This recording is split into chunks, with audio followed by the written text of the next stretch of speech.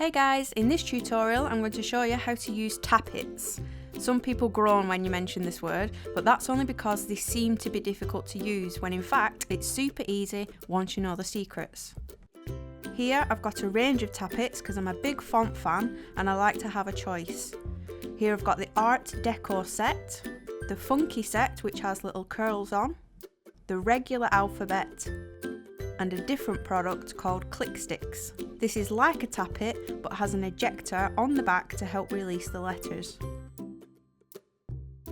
I use Tylo powder in the sugar paste to help stiffen it up. Not much left in this tub as I go through lots of it.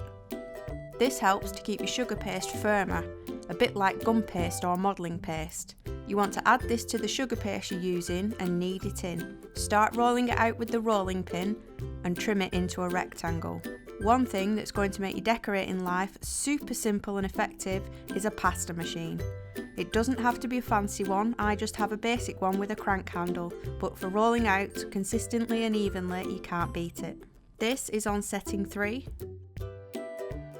now setting 4,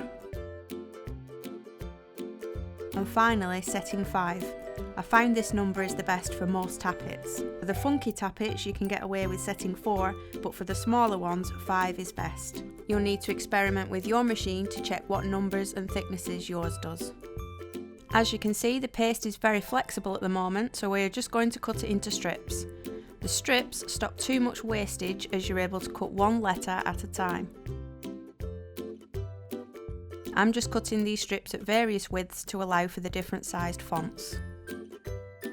Now leave it to set. Don't be tempted to cut them now because the paste is too soft and they'll likely get stuck. Just leave the paste to dry out a little and let the Tylo powder do its thing. When the strips are firmer, you can go ahead and test a number or a letter. Push the tappet into the paste and wiggle it to ensure a clean cut. Rub the edges with your finger if needed to clean up any stray bits. Then, just as the name suggests, tap it on the edge of the worktop and watch your number fly out. Next up is the Funky cutter.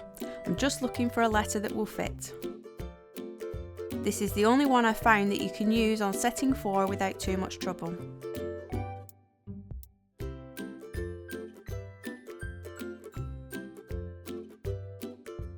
Now for the regular alphabet. These are much smaller and work well on a thinner paste like setting 5.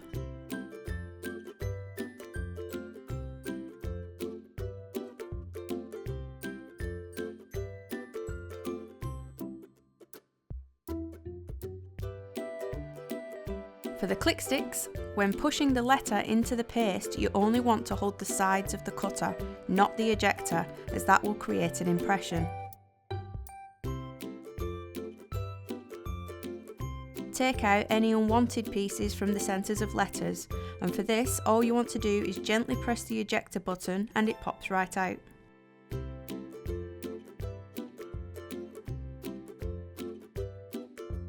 Now some people attempt to use these on paste that's too thick, or they press too hard on the ejector when cutting it and it leaves an impression. See how thick the paste is and it leaves the ejector print inside. Now some people like how this looks, but some letters have the mark and some letters don't, and when you put together the name or the sentence, it doesn't look too good. Just my opinion, but the imprint can be avoided by rolling thin paste and not pressing too hard, so you get a consistent clean letter. As I said, some people like the imprint, but for me it makes my right eye twitch. If you do want chunky letters for the purpose of standing them up in 3D, then I know people snap the ejector button off the back so that they can create chunky standing letters without the imprint. Just make sure that's what you want though before doing it, as it is irreversible. If you find your letters are still not coming out right, it could be either your paste is too thick, you haven't added enough Tylo powder, or you haven't left it long enough to dry out. Hopefully by following these tips you'll be a tappet pro in no time, and it means less snapped tappets, less stress and less swearing, because come on, we all know we've been there. Good luck guys, thanks for watching.